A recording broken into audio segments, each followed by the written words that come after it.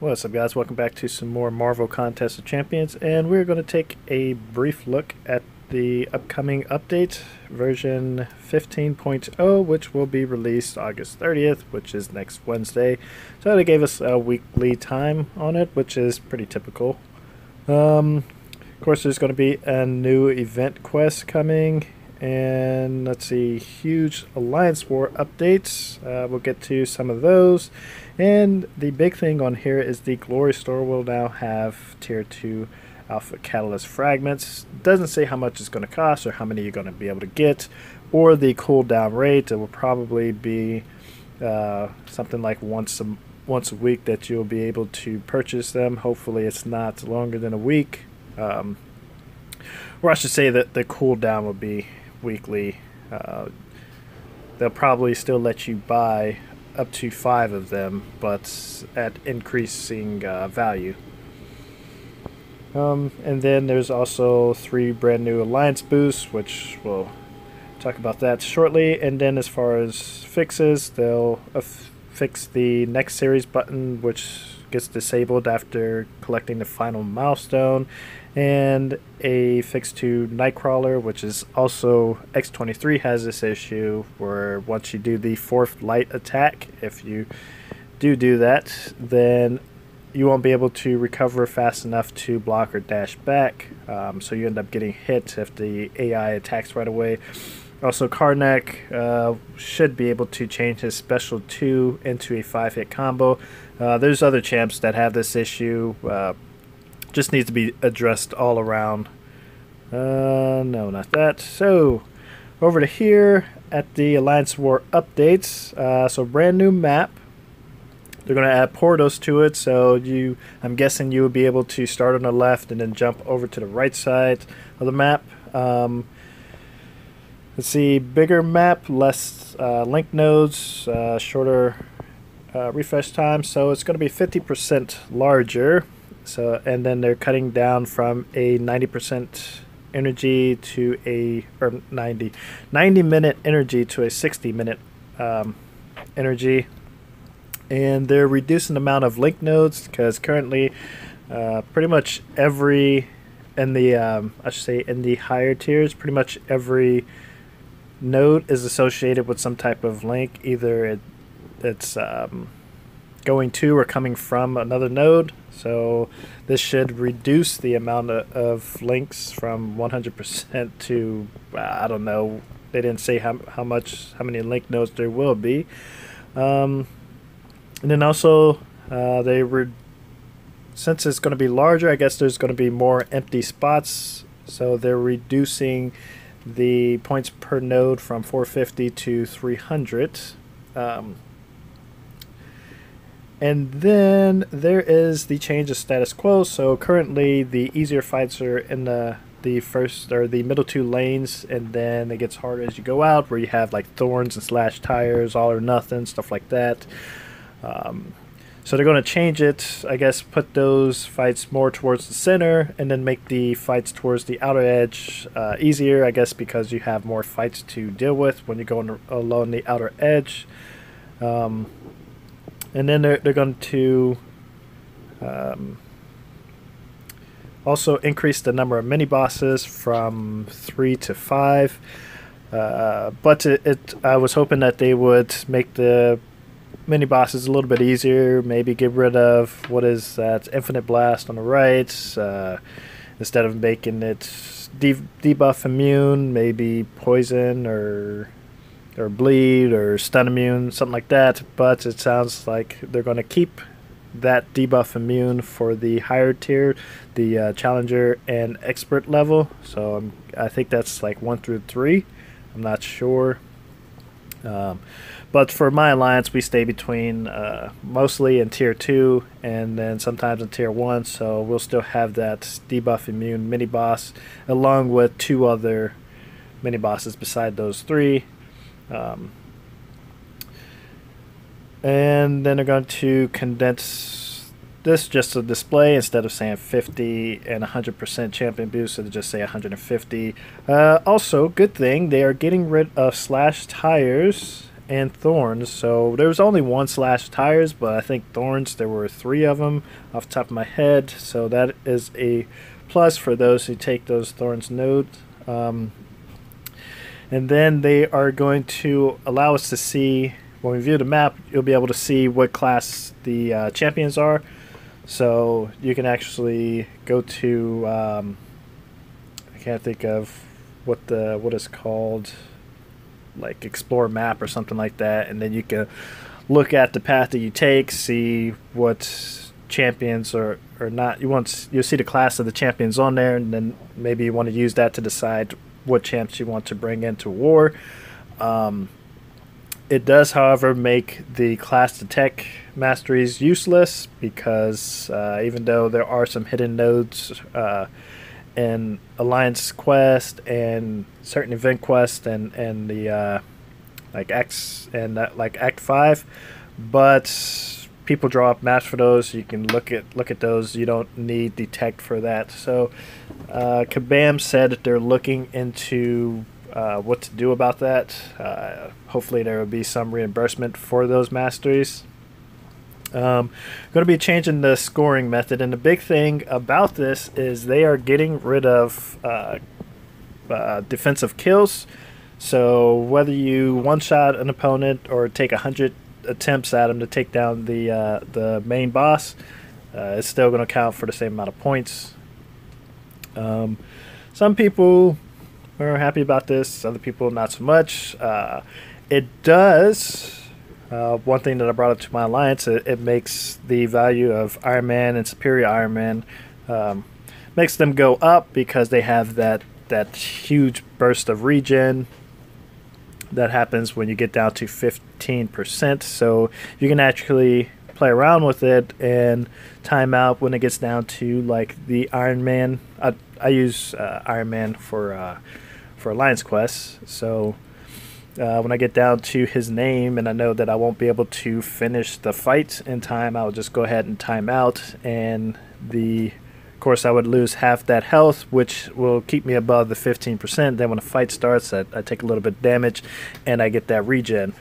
So that is something that you will be able to do over and over and over again in Alliance War, which, could be a good thing, could be a bad thing. It saves on potions if you have those champions, but if not, if you're facing an alliance that has these champions and that's what they're doing, could be a disadvantage for you. Could be a solution for fighting magic if you have the patience for that. To get past limbo, just do a fight for like 20 seconds and then time out, which take another take 3 minutes total. Just keep doing it over and over and over again until you get past magic, along with Dormammu, because of the degeneration from his buffs, where whenever you gain a buff or lose a buff, you get that degeneration. So way of getting past some of those. Some people may exploit that, other people not so much. I use my Iron Man for Alliance Quest, so I won't be able to do this, but maybe if I get a Superior Iron Man and Awaken, I can use him in Alliance War. But I won't, because I record and upload my Alliance Wars, I won't be doing this. Moving on, also there's going to be a diversity point system. So this is across the entire alliance as far as placing defensive champions. So the maximum number that you will be able to place will be 150.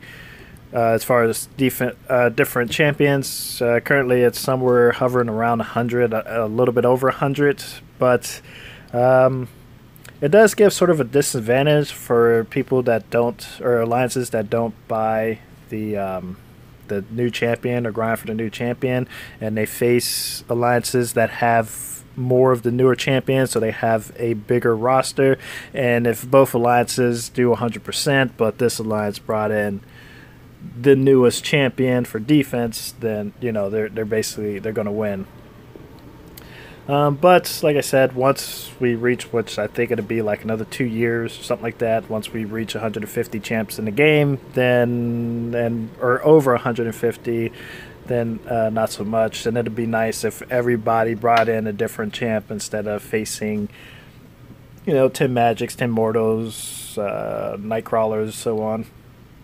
So it's a step in the right direction to get diversity, to steer people away from bringing the same champs over and over again. But it's going to take some time to get those changes because people have already ranked up based on the current setup. So it's going to take some time for them to get the new champs ranked up and everything to use in Alliance War defense. Going down. Oh, MVP. So now you'll be able to keep track of how many times you have been MVP in Alliance War. But this isn't going to. They're not going to go back and say, "All right, you've been MVP this many times," and add that to your profile. That'll be from the update going forward. You'll be able to keep track of how many times you've been MVP. New boosts. Now this is where it gets really interesting. You have these will be in the Alliance or the loyalty store. Not sure how much they will cost or how many times you'll be able to use them. If you can use them over and over and over again, which would give sort of an advantage for the alliances that have just a huge amount of these loyalty chips piled up. But the first one, you start with 1 bar of power, which the only thing that I see that useful for is if you're doing the all or nothing and you have magic against Hyperion. Magic won't be able to go from 1 bar of power to 2 bars of power before Hyperion reaches his all or nothing, but you will be able to go from one bar, or did I say 1 bar, from 0 bars of power to 2 bars of power. You won't be able to gain 2 bars of power before Hyperion gains 3 bars of power, but you can gain 1 bar of power. So if you're already at 1, then you can hit that level 2 and then do that, fire off that second special before he gets to his third, and then power lock him, and then you're set for the rest of the fight. Other than that, I can't think of when that would be good to have. Let's see. Then there's the combat regeneration boost. And one thing I forgot to mention, these boosts last for 3 minutes, so you may be able to get through 2 fights, maybe 3, depending on how fast you can get through the fights. But if it's a boss, most likely you're going to be using just 1 per attempt on the boss, unless you get KO'd and then start over. But if you're timing out, I think that was the idea of this. The length of a fight is 3 minutes, so the idea is to have it for 1 fight. But you can possibly get through 2 or 3 different fights with this boost active. So the combat regeneration, you get 15% of your max health over 20 seconds. Now this is off your base health. Masteries don't boost it, so you can't get that. Add that 15% of that, which would bring it up to like 17% of your max health. And Voodoo's signature ability, so champion's abilities don't affect it. Or Voodoo, he starts off the fight, and if he's awakened, then that's an extra duration of each buff that he has. So this won't be affected by that either, and it can't be nullified, but it can be heal blocked. So if you're on a heal block node, or if the champion applies a heal block, then you won't get that regeneration. And it is over 20 seconds. So it's not like a quick boost of health like Iron Man's regeneration or something like that. But it is a boost of health, and it allows for diversity. If you didn't bring a regen champ in, then you can still use this and get some regeneration in each of your fights if you want to keep using it over and over again. And then the third one, which sounds like the best one, is the Invulnerability boost, which allows you to take up to 3 hits without taking any damage. You'll still take block damage when you're blocking, but when you actually get hit, it kind of be like Luke Cage's signature ability. Once he takes his first hit, then he becomes invulnerable. But instead of being invulnerable for like 3 seconds, it's going to be 3 hits. And special threes count as 1 hit. So no matter if you're fighting, was it on Colossus or Unstoppable Colossus, where their special is 1 hit, or if you're fighting Ultron, which I can't remember how many times he hits you in the special. Same with what the heck is his name? Winter Soldier, who does several hits. It's still only going to count as 1. And like I said, you won't take any damage. But you know, if those champs do like an incinerate or a bleed or a stun, then you're gonna take some additional hit or damage after that. If you get stunned, then you're going to get hit, and then after that, then you'll. So what I see this good for is the all or nothing nodes. So you'll be able to take three hits, 3 special threes without taking any damage, and then of course the 4th one you'll take damage. But hopefully you have them down by then. And then additionally, they're bumping up the potency of some of the class boosts. So real quick, let me pop over here. Okay, so these are the some of the class boosts, and I'm not sure if they'll update this one, which is, you know, maybe they'll make it for all special attacks. Then you can gain up to a certain amount based on the damage. But there's this one which increases the special damage of Science Champs by 8%. As you see, I don't use mine. It's maxed out. I'm not sure what they'll boost it to. Maybe 12, 15, who knows. But not something that I use, and I think they realize a lot of people don't use those, so they're going to try to make them a bit more appealing to for people to use.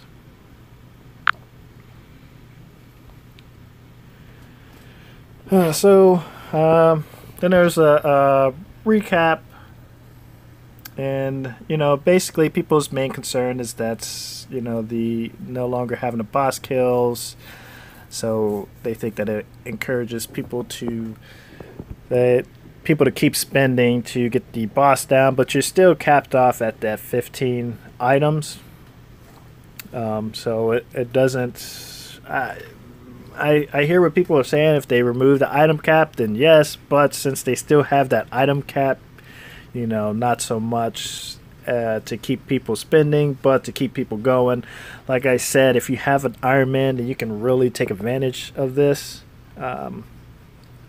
Then, you know, like people are concerned about there being, okay, so now there's 5 Magics or 5 Dormammus that we have to fight as mini boss, and then fight a Magic or Dormammu as the main boss. That's pretty much my concern is before you can take on these bosses, you would have, if you went for 100% exploration, then on the outer 2 bosses you would have three people that could chip away at the mini bosses, and then up the middle you have 4 people. So now that it's split up, then, you know, you're pretty much looking at two people per mini boss, and then you have to take on the main boss itself. Something that I didn't touch on was the skirmish rewards. So for each attacker you defeat in Alliance War, you will get a certain amount of gold. Helpful for some people who are low on gold, but for me, I'm pretty up there. I'm at over 17 million, so I don't need any more gold. So this doesn't help me, but it does help some of the other people in my alliance. Yeah, that's pretty much it as far as 15.0. Also, okay, there's one more thing. Looks like they are moving up the start of Alliance quests. Real quick, it should be Alliance quest ends on the 26th. That'll be the the end of Alliance Quest, and then it's going to start back up on the 27th. So normally we would have a 3-day cooldown, but now we're just going to have 24 hours, and then we'll be back into Alliance Quest. And then as for Alliance War, the war that ends on the 29th will be the last one. I'm not sure why it says it says somewhere about the 30th, but yeah, so the war that ends on the 29th will be the last one until the 6th of September. And then also for Alliance Quest, there will be a 30-minute energy, just like we have for this Alliance Quest, and all maps will be free. So maps 5 and 6 will be free. So if you feel like doing map 6 5 days, then knock yourself out. We discussed that in our alliance, and some people were all for it, and then others were like, heck no. So overall, looking forward to the new updates. You guys let me know in the comments what you like and don't like about the update. So take care, and thanks for watching.